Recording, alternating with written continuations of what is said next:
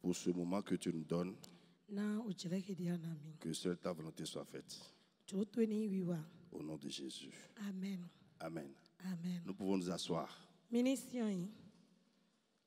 Alléluia. Amen. Que le nom du Seigneur soit béni, frères et sœurs. Jésus est Seigneur. Le sujet sur lequel nous allons nous entretenir ce matin, c'est que Jésus a fait de nous des pêcheurs d'hommes. Toi et moi, frères et sœurs, nous ne devons pas perdre de vue que ce n'est pas pour rien que nous avons reçu le Seigneur. Nous avons reçu le Seigneur pour accomplir un certain nombre de choses. C'est pour cela, frère, je voudrais que ce matin tu comprennes quelque chose de très important.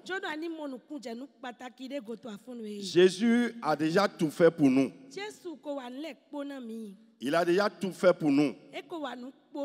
Tout ce qui a rapport à tous les domaines de la vie de l'homme, Jésus a déjà tout fait. Et même par rapport à l'annonce de l'évangile, lui, Jésus, l'a déjà commencé.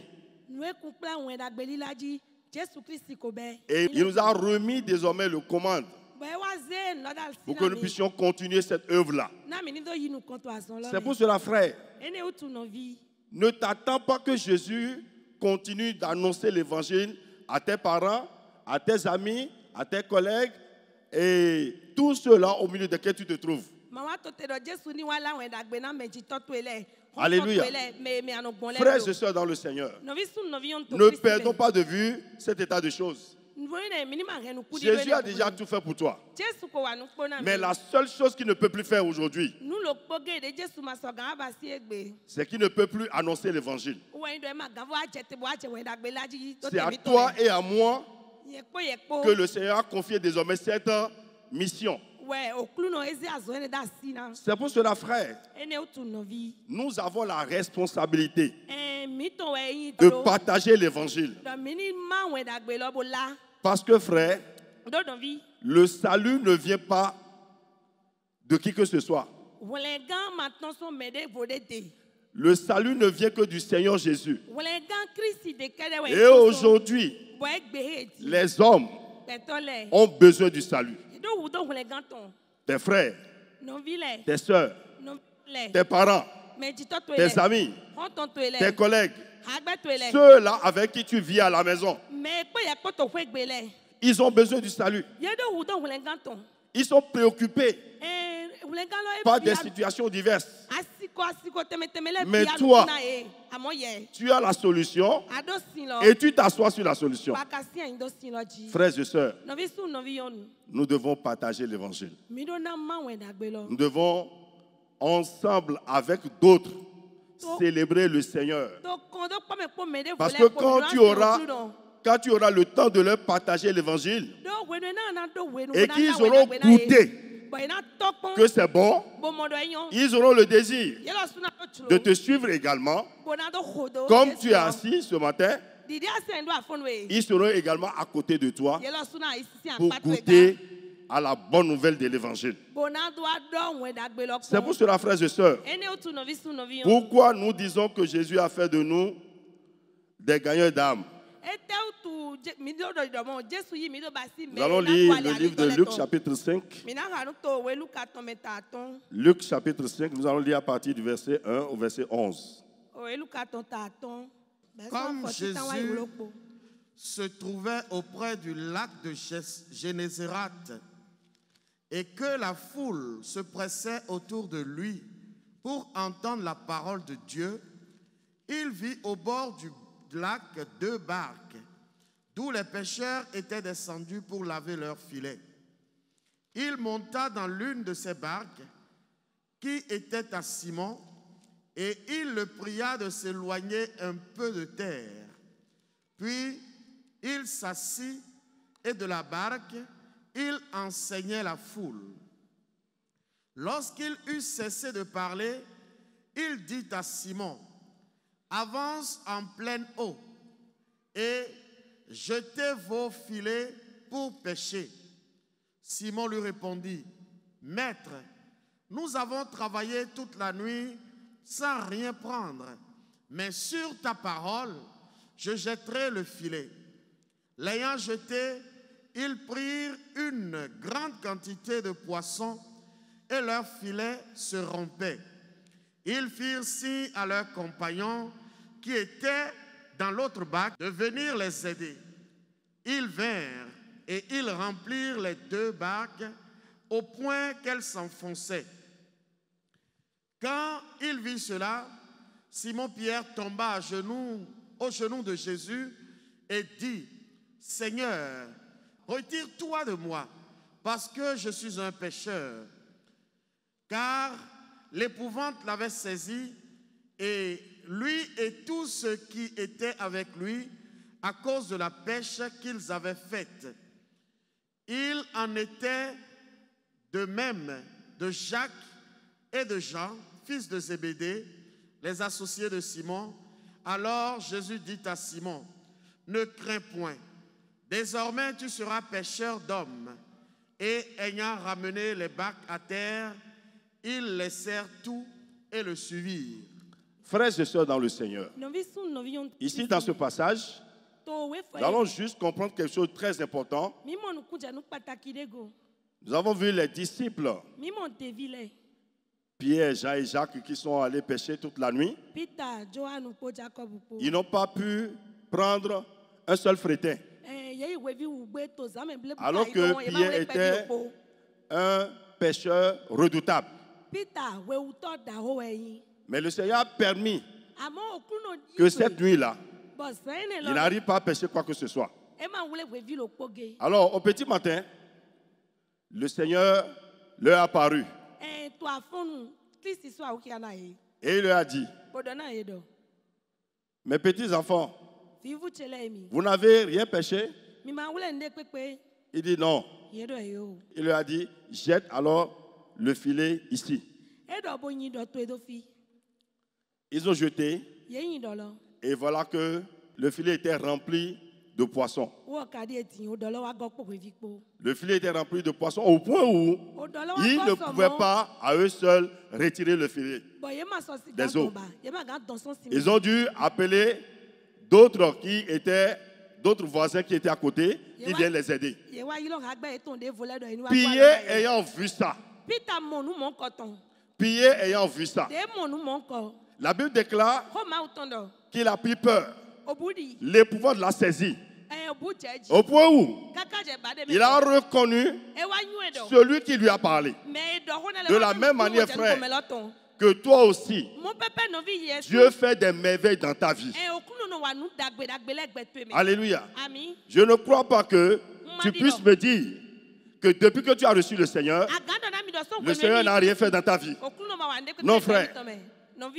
Le Seigneur, au jour le jour, fait de belles choses, fait des merveilles, au jour le jour dans la vie de chacun de nous.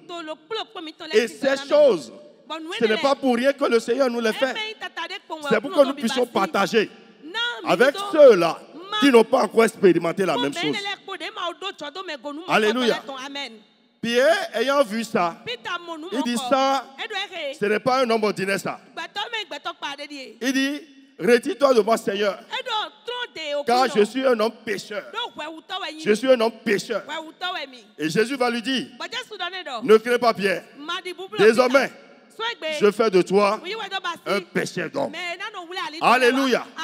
Frères et sœurs, toi et moi, toutes ces merveilles que le Seigneur fait dans nos vies, nous avons la lourde responsabilité de la partager avec d'autres. Parce que le Seigneur ne veut pas te sauver toi seul.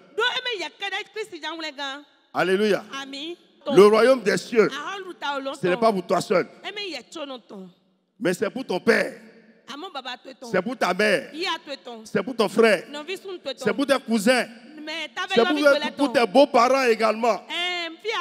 Tu es dans le Seigneur et ta femme n'est pas sauvée.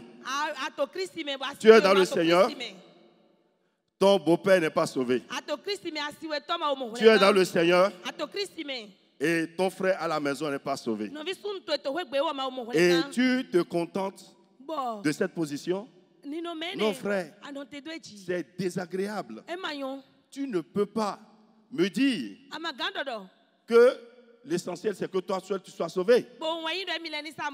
Jésus est venu pour que les pécheurs ou bien ceux-là qui sont en train de se perdre soient sauvés. Qu'ils soient sauvés. C'est pour cela, mon frère, ma soeur, ce matin, tu dois comprendre que tu as une responsabilité. Tu as une responsabilité. Et cette responsabilité-là, c'est de pouvoir partager l'évangile avec tous ceux-là au milieu desquels tu te trouves. La Bible va nous dire, dans le livre de Actes chapitre 1, le verset 8, c'est un verset que tu connais très bien. Mais je vais te faire remarquer quelque chose dedans. Actes chapitre 1, verset 8. Mais vous recevrez une puissance. Mais vous recevrez une puissance. Le Saint-Esprit survenant sur vous. Le Saint-Esprit survenant sur vous. Et vous serez mes témoins. Et vous serez mes témoins. Alléluia. Merci. C'est ce que je veux te faire comprendre, frère. Tu as reçu le Seigneur. C'est pour que tu sois un témoin. Mais qui est-ce qui est un témoin? Alléluia. Qui est un témoin? C'est celui-là qui est effectué, qui a participé à un événement, qui a vu des choses se produire sous ses yeux et de reproduire la chose à ceux-là qui n'étaient pas là quand l'événement s'est produit. Alléluia. Frère, la Bible va nous dire, les disciples ont dit au Sanhédrin, dans le livre des Actes au chapitre 5, les disciples ont fait un miracle. Ils ont guéri un malade. On leur demandait par quel pouvoir, par quelle puissance ils ont pu faire ce miracle-là. Et puis, ils se sont mis à expliquer la chose. Le Sanhédrin leur a demandé, désormais, là, le nom de Jésus que vous prononcez là, nous en avons assez. Vous avez déjà rempli tout Jérusalem de ça. Et tous les habitants de Jérusalem sont troublés. Assez, c'est assez. Alléluia. Les disciples leur disent, nous ne pouvons ne pas dire ce que nous avons vu et ce que nous avons entendu. Est-ce normal d'obéir aux hommes que d'obéir à Dieu? Alléluia. Frères et sœurs dans le Seigneur, tu as reçu le Saint-Esprit. Ce n'est pas pour t'enorgueillir. La Bible déclare que c'est pour que l'église de Dieu soit édifiée. Alléluia. Donc frère, comprenons très bien que nous avons reçu le Seigneur. C'est pour que nous puissions partager avec les membres de nos familles. Il dit, tu as reçu le Saint-Esprit parce que tu as été où? À Jérusalem. En premier lieu à Jérusalem, en Judée à Samarie, et dans toutes les extrémités de la terre. Merci. Frère, tu as aussi un Jérusalem, mon frère. Toi aussi, tu as un Jérusalem. Ou toi aussi, tu dois commencer par évangéliser. Tu dois commencer par annoncer l'évangile à partir de ta maison. On ne peut pas comprendre que papa et maman sont assis ici, maintenant ils m'écoutent. Et les enfants sont en train de jouer dehors. Les enfants sont en train de jouer. Les enfants sont peut-être au théâtre. Ils sont par exemple à la plage, en train de faire pique-nique. Alléluia. Quand bien même les chrétiens aussi peuvent aller au pique-nique, mais chaque chose en son temps. Alléluia. Tu ne peux pas être ici en train d'adorer Dieu et dans le même temps, tes enfants seront à la maison. Toi, papa, tu es là. Maman est à la maison. Ou bien c'est maman qui est là. Et papa est à la maison. Parce que lui, ton affaire de Jésus là, ce n'est pas sa préoccupation. Alléluia. Frères et sœurs, nous devons comprendre que il y a le royaume de Dieu et il y a également l'enfer. Alléluia. Je crois que tu le sais bien. L'enfer existe très bien. Tu peux lire le livre de Luc chapitre 16. Tu vas bien comprendre que l'enfer existe très bien.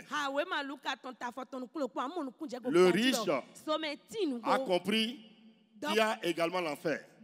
Pourquoi je te dis ça?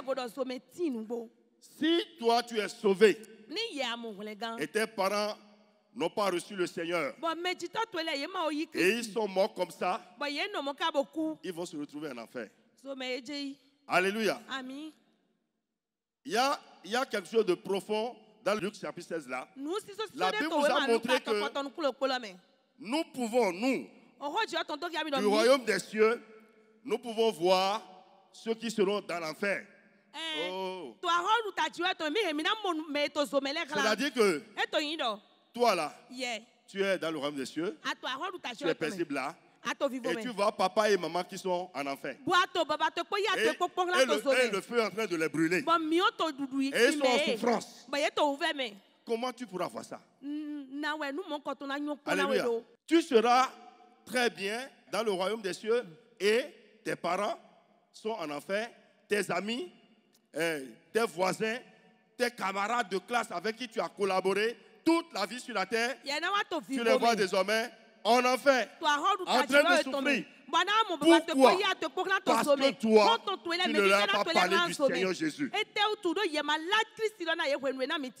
Alléluia. Frères et sœurs dans le Seigneur, ce que nous disons est très important. C'est pour cela que nous allons lire le livre de Ézéchiel chapitre 33. Nous avons une responsabilité. Toi et moi, nous avons une responsabilité. Ézéchiel chapitre 33. Lisons à partir du verset 1 au verset 6. La parole de l'Éternel me fut adressée en ces mots. Fils de l'homme, parle aux enfants de ton peuple et dis-leur, lorsque je fais venir l'épée sur un pays et que le peuple du pays prend dans son sein un homme et l'établit comme sentinelle, si cet homme voit venir l'épée sur le pays, sonne de la trompette et avertit le peuple, et si celui qui entend le son de la trompette ne se laisse pas avertir et que l'épée vienne le surprendre, son sang sera sur sa tête. Il a entendu le son de la tempête et il ne s'est pas laissé avertir, son sang sera sur lui. Et s'il se laisse avertir, il sauvera son âme. Verset 6. Si la sentinelle voit venir l'épée et ne sonne pas de la trompette, si le peuple n'est pas averti et que l'épée vienne enlever à quelqu'un la vie, celui-ci périra à cause de son iniquité, mais je redemanderai son sang à la sentinelle. Alléluia. Amen. Il faut interpréter le verset 6 seulement. Si la sentinelle voit venir l'épée et ne sonne pas de la trompette, si le peuple n'est pas averti et que l'épée vienne enlever à quelqu'un la vie, celui-ci périra à cause de son iniquité, mais je redemanderai son sang à la sentinelle. Ce pourquoi le Seigneur Jésus a fait de toi et moi des chers d'hommes. Voilà la raison. Toi et moi, nous sommes faits sentinelles sur son peuple. Et il veut qu'en son temps, nous puissions avertir le peuple. L'avertissement que le Seigneur Jésus t'a donné. Parce que je ne crois pas que tu es né chrétien. On devient chrétien. Alléluia. Alors, L'avertissement que tu as reçu. Et tu as obtempéré à la chose. Tu as accepté l'évangile du Seigneur. Et tu es venu à Jésus. De la même manière que tu as été averti. C'est quelqu'un qui t'avait investi. Et tu as compris. Et désormais tu as abandonné le monde pour venir à Jésus. Et aujourd'hui, tu jouis des bonheurs qui se trouvent en Jésus. Mais toi en retour, tu ne veux pas partager la chose avec ton frère. La Bible déclare, le frère mourra. Il ira en enfer. Mais toi qui n'as pas joué ton rôle, on va te demander son sang. Hein? On va te demander son sang. Alléluia. C'est pour cela, frère, notre responsabilité à nous tous est de partager l'évangile avec ceux-là avec qui nous sommes. Le frère JP a dit le dimanche passé, il dit Zemja. Il dit il était sur Zem. Et il a partagé l'évangile avec lui. Gloire au Seigneur. Je ne sais pas pourquoi ce que Dieu te fait toi. Il a pris la peine de partager l'évangile avec le Zem. Et le Zem a reçu le Seigneur. Il dit désormais, je viendrai adorer ton Dieu avec toi. De la même manière, toi aussi, tu dois partager l'évangile. Écoute ce que l'apôtre Paul a dit. Si nous ne jouons pas ce rôle-là, écoute un peu ce que l'apôtre Paul a dit. 1 Corinthiens chapitre 9, le verset 16. Si j'annonce l'évangile, ce n'est pas pour moi un sujet de gloire, car la nécessité m'en est imposée. Car la nécessité m'en est imposée. Et la suite. Et malheur à moi si je n'annonce pas l'évangile. Alléluia. Amen. Alléluia. Amen. Dans ce passage-là, je veux te faire ressentir deux choses. L'apôtre Paul dit, il dit, si j'annonce l'évangile, ce n'est pas un sujet de gloire pour moi. Autrement dit, ce n'est pas pour le plaisir que je le fais. On dit, la nécessité m'en est imposée. Mais qui est-ce qui lui a imposé ça? Alléluia. Le Seigneur Jésus. Et toi aussi. Toi aussi. La nécessité t'est imposée également. Toi aussi, tu dois annoncer l'évangile. Alléluia. Frère, ne nous leurrons pas. Permettez-moi de vous dire la vérité. Que vous ne voulez pas. Vous avez l'obligation de partager l'évangile. Alléluia. Sinon, Ézéchiel a dit tout à l'heure que le méchant qui mourra dans son péché sans avoir entendu qu'il devrait se repentir, il mourra. Mais son sang se te sera redemandé. Alléluia.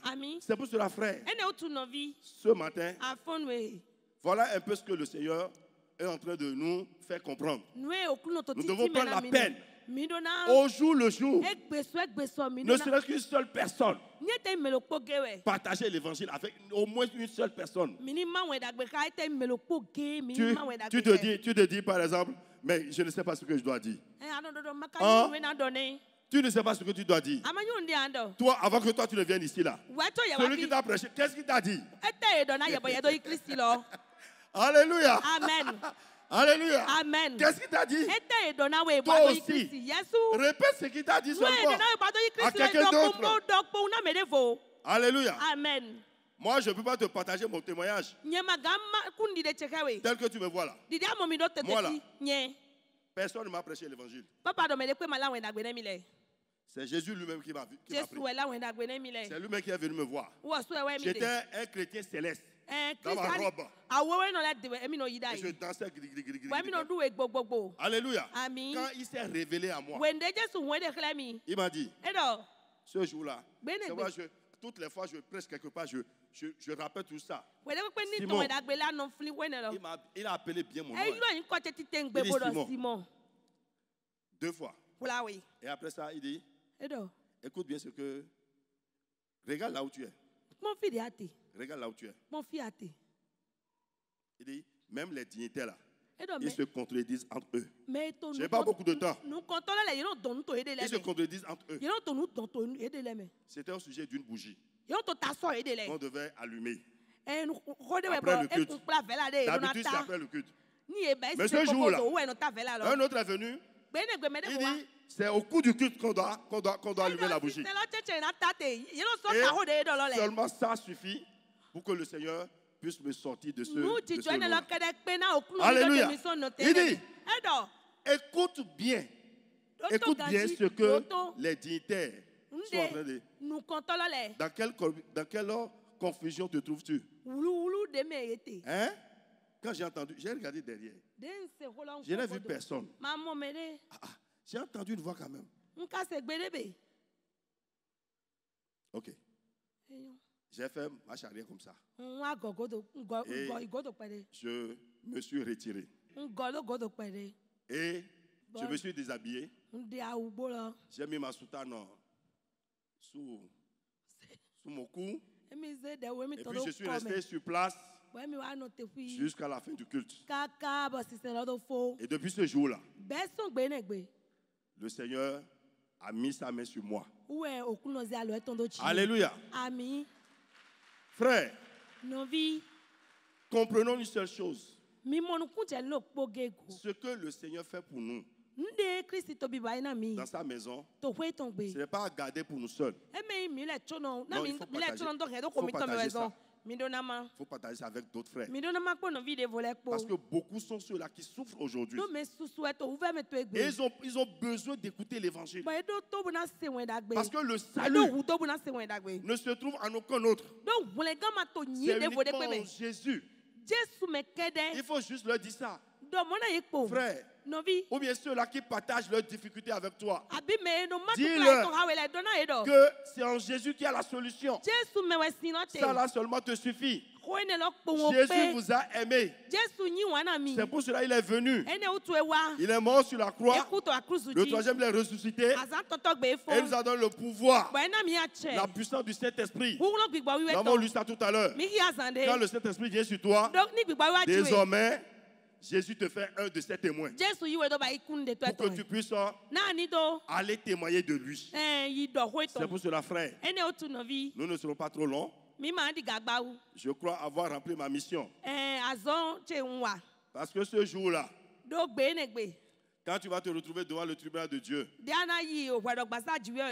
parce que tu n'as pas partagé l'évangile, il a dit, va te demander le sang du pécheur là. Tu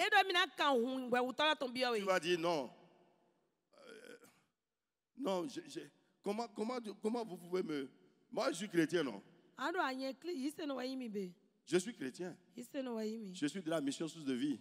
Jésus va te dire, je ne connais pas source de vie. Il va dire, je ne connais pas source de vie.